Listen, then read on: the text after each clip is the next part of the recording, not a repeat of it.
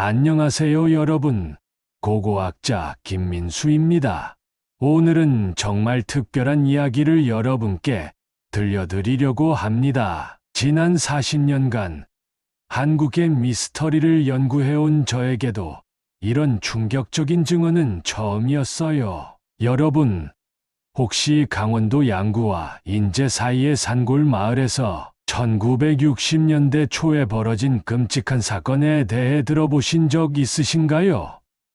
아마 처음 들어보실 겁니다. 왜냐하면 이 이야기는 단 한 명의 생존자만이 알고 있던 비밀이었거든요. 1960년대 초 한국전쟁이 끝난 지 약 10년이 지난 시점이었습니다. 분단의 아픔을 겪으며 고향을 잃은 사람들이 새로운 터전을 찾아 떠돌던 그 시절 말이에요. 그 중에서도 강원도 창덕군 출신의 한 청년이 있었습니다. 바로 오늘 이야기의 주인공이죠. 창덕군, 여러분들도 아시다시피 지금은 북한 땅이 되어버린 곳입니다. 6.25 전쟁 후 38선이 그어지면서 고향을 영영 잃어버린 수많은 사람들 중 하나였던 거죠. 이 청년은 같은 고향 사람들 30여 명과 함께 남하에서 새로운 삶의 터전을 찾고 있었어요. 그런데 참 신기한 게 이들이 정착한 곳이 양구와 인제 사이의 어느 산골 마을이었습니다. 규전선과 아주 가까운 곳이었죠. 아마도 고향에 대한 그리움 때문에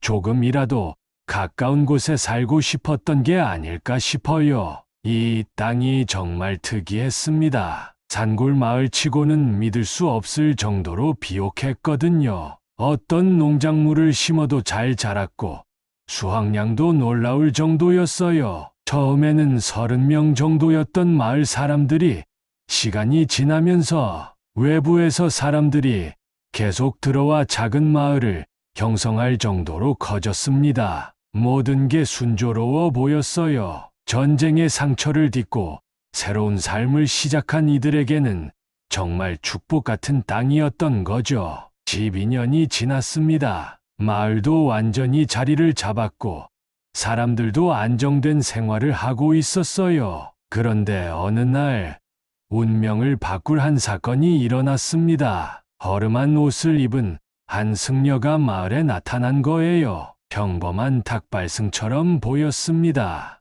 여기저기 다니며 시주를 부탁했고 인심 좋은 마을 사람들은 기꺼이 돈과 음식을 내어줬어요. 그런데 이상한 일이 벌어졌습니다. 시주를 다 받은 승려가 갑자기 마을 한가운데 주저앉더니 깊은 명상에 빠진 거예요. 오전 내내 그 자리에서 꼼짝도 하지 않았어요. 마을 사람들도 신기해하며 지켜보고 있었죠. 그런데 갑자기 승려가 벌떡 일어나더니 마을 이장 집 앞으로 가서 큰 소리로 외쳤습니다. 이장님, 잠시 나오시오. 긴히 드릴 말씀이 있어. 그 목소리가 얼마나 컸던지 마을 전체가 울렸다고 해요. 깜짝 놀란 이장이 급히 나와서 승려와 함께 집 안으로 들어갔습니다. 그리고 1시간 정도 지나서 나온 이장의 얼굴이 창백하기 그지없었어요. 뭔가 엄청난 이야기를 들었다는 것을 알 수 있었죠. 이장은 즉시 마을의 40세 이상 남자들을 모두 불러 모았습니다. 그리고 승려가 한 말을 전했는데 그 내용이 정말 충격적이었어요. 승려는 이렇게 말했습니다. 당신들의 고향이 이곳이 아니라는 것을 안다. 이 땅은 700년 동안 사람이 살지 않는 곳이다. 원래는 우거진 숲이었는데 어떤 영적인 이유로 지금처럼 비옥한 땅으로 변한 것이다. 여기서 정말 소름 끼치는 이야기가 시작됩니다.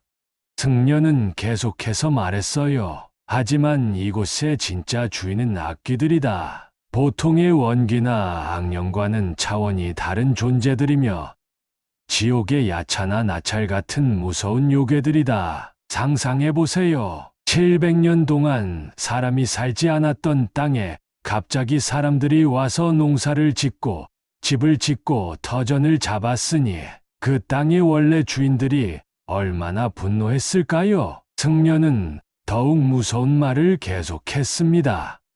이 요괴들이 지금은 어떤 금제에 걸려 있어서 활동을 못하고 있지만 곧 그 금제가 풀릴 것이다. 3주 안에 준비를 마치고 한 달이 되기 전에 마을을 떠나야 한다. 만약 그렇게 하지 않으면 마을은 피바다가 되어 단 한 사람도 살아남지 못할 것이다.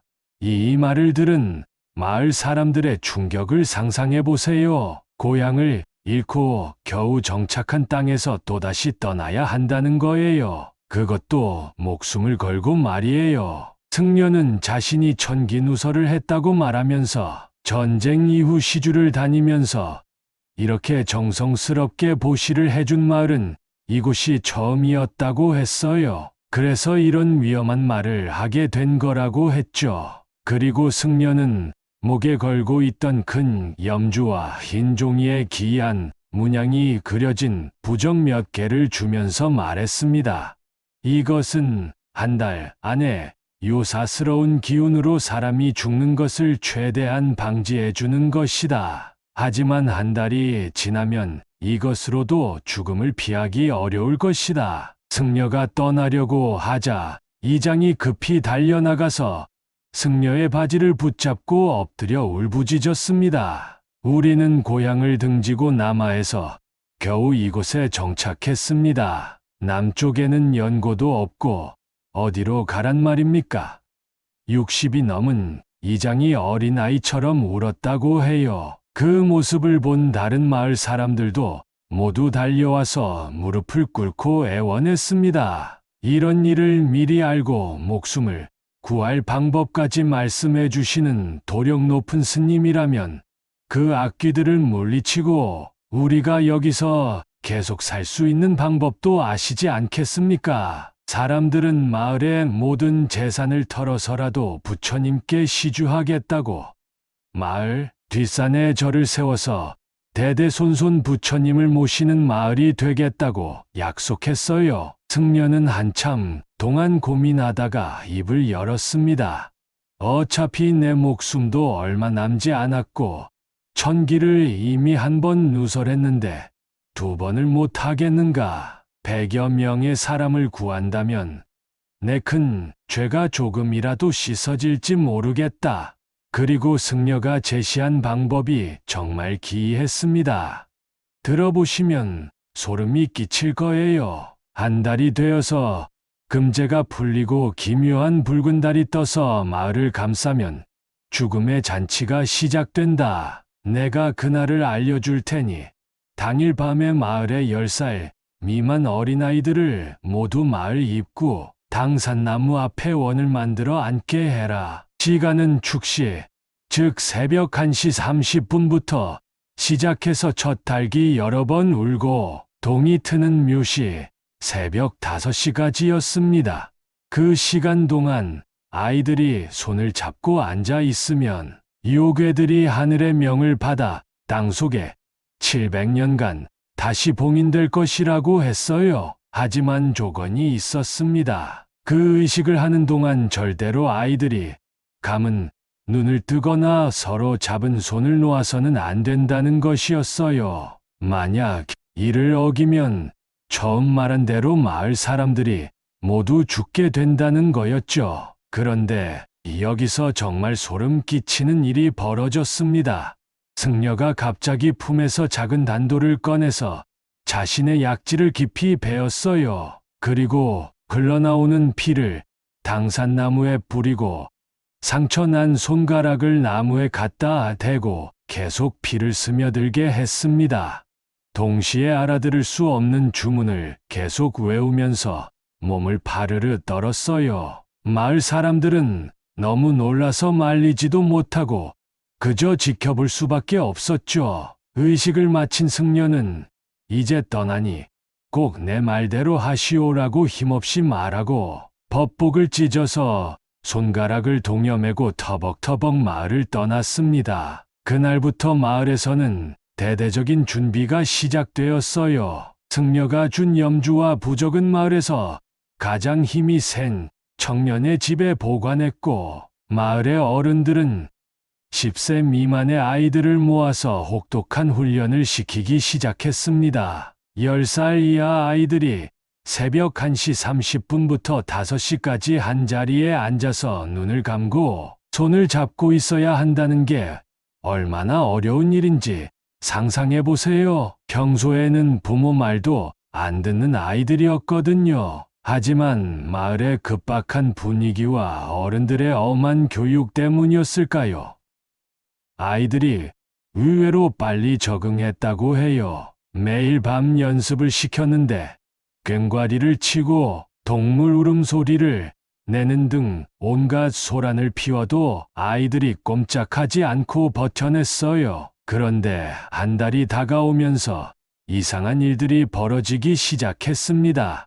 마을의 소와 닭, 개가 갑자기 죽어나가기 시작한 거예요. 여름이라 들끓던 파리와 모기도 자취를 감췄고 극성이던 쥐들까지 모두 사라졌어요. 더 무서운 건 승려의 피가 스며든 당산나무를 지켜보던 한 남자가 갑자기 거품을 물고 쓰러진 일이었어요. 놀란 마을 사람들이 멀리서 큰 무당을 불러왔는데 무당이 마을을 멀리서 보더니 이건 내가 모시는 신이 감당할 일이 아니다. 어떻게 지옥 위에 마을이 생겼는가라는 알 수 없는 말만 하고 마을에 들어오지도 않고 도망가 버렸어요. 드디어 그날이 왔습니다. 마을의 아이들은 미리 이장 집에 모여 있다가 축시가 임박하자 당산나무 앞에 원을 만들어 앉았어요. 이장이 마지막으로 엄하게 당부한 후 어른들은